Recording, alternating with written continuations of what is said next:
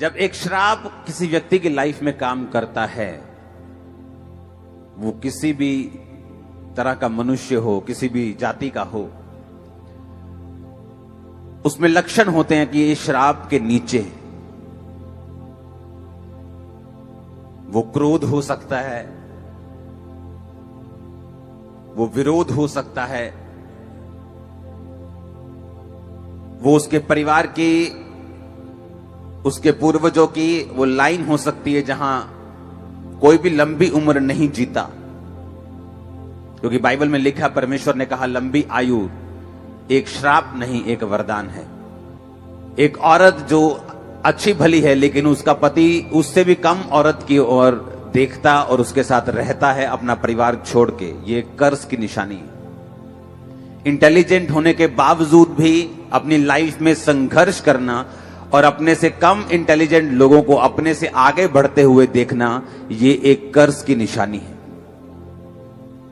कुछ भी करते रहना लेकिन गरीबी के श्राप से बाहर ना आना, ये कर्ज की निशानी है। कुछ भी करते रहना, बीमारी एक गई, दूसरी, तीसरी, चौथी, पांचवी, छुटकारा ना पाना, एक कर्ज की निशानी है। बाइबल में लिखा, इसीलिए जब पुराने नियम में हम देखते हैं,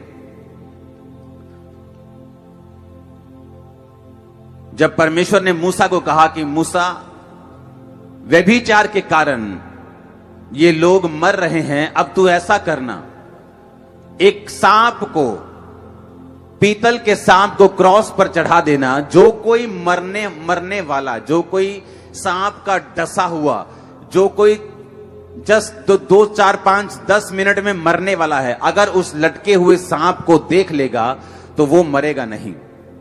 बाइबल में लिखा, मूसा ने उस सांप को क्रॉस पर लटका दिया, और जब कोई सांप किसी मनुष्य को, किसी व्यक्ति को डसता था और वो लटके हुए उस सांप को जो क्रूस पर लटका हुआ था देख लेता था, तो वो मरता नहीं था। ये एक भविष्यवाणी थी। परमेश्वर ने मूसा के द्वारा कहलाया था कि मेरे बाद जो एक भविष्यद्वक्ता होगा, जो परमेश्वर तुम लोगों में लेके आएगा, तुम सब लोग उसी की सुनना। जो कोई उसकी ना सुनेगा वो लोगों में से नाश किया जाएगा। वो अपने पापों में मर जाएगा, अपनी बीमारियों में मर जाएगा, अपने ही बुने हुए जालों में फंसकर मर जाएगा। लेकिन जो कोई उस भविष्यद्वक्ता की सुनेगा, बाइबल कहती है, परमेश्वर ने कहा, वो बचाया जाएगा। और परमेश्वर ने कहा मूसा से कि जो कोई तुम्हारे पास जो भविष्यद्वक्ता आने वाला है उसकी सुनेगा, वो बचाया जाएगा।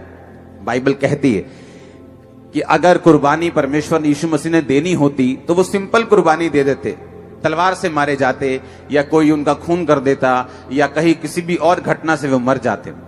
पर बाइबल में लिखा, उन्होंने क्रॉस की मृत्यु क्यों सही, क्यों यीशु मसीह क्रॉस पर चढ़ाए गए। अब व्यवस्था विवरण 21 उसकी 22 और 23 आयत में लिखा, फिर यदि किसी के प्राण दंड के योग्य कोई पाप हुआ हो जिससे वो मार डाला जाए, तो उसके शव को वृक्ष पर लटका देना, और वो शव रात को वृक्ष पर टंगा ना रहे, अवश्य उसी दिन उसे मिट्टी देना, क्योंकि जो लटकाया गया हो वो परमेश्वर की ओर से श्रापित ठहरता है।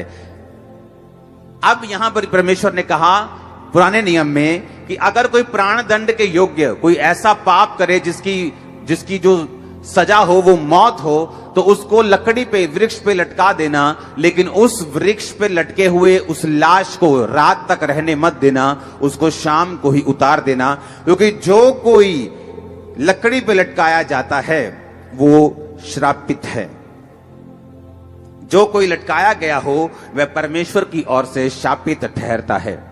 बाइबल कहती है, जब आदम और हवा ने पाप किया तो परमेश्वर ने हवा को श्रापित किया कि तूने परमेश्वर की बात को नहीं समझा, तू श्रापित है। आदम को श्रापित किया, पृथ्वी को श्रापित किया, सभी को श्रापित किया। और बाइबल कहती है, आदम के हवा के ब्लड में पाप चला गया, और जब ब्लड में पाप चला गया, जितनी भी उनकी संतानें हुई, धरती पर हर एक संतान जो है वो आदम और हवा के जरिए हुई। और बाइबल कहती है, वो कर्स, वो पाप जो था वो ब्लड में लोगों के आगे ट्रांसफर होता गया।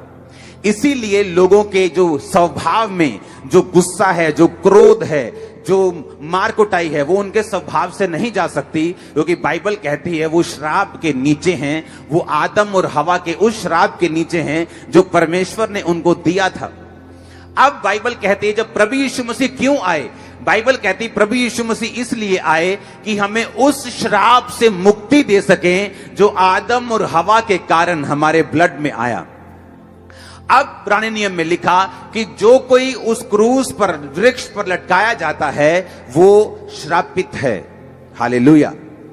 अब जब प्रभु यीशु मसीह को यह बात मालूम थी कि इन्होंने पाप किया और मुझे इनके लिए कुर्बानी को देना है, ओके, अगर किसी ने मान लो कोई ऐसा काम किया जिसकी सजा फांसी है और एक व्यक्ति ऐसा आए जो ये बोले कि मैं इसकी जगह फांसी लेने के लिए तैयार हूं, तो वो ये नहीं कह सकता कि मैं मरने के लिए तैयार हूं, मुझे फांसी नहीं दी जानी चाहिए, मुझे और कोई सजा दे दो, मुझे तलवार से मार दो, मुझे कोई टीका लगा दो। ऐसा कोई नहीं कह सकता।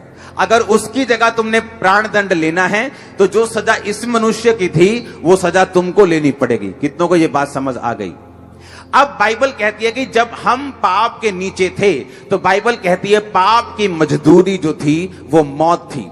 और बाइबल कहती है इसीलिए प्रभु यीशु मसीह जब परमेश्वर जो थे वो देह धार के आए।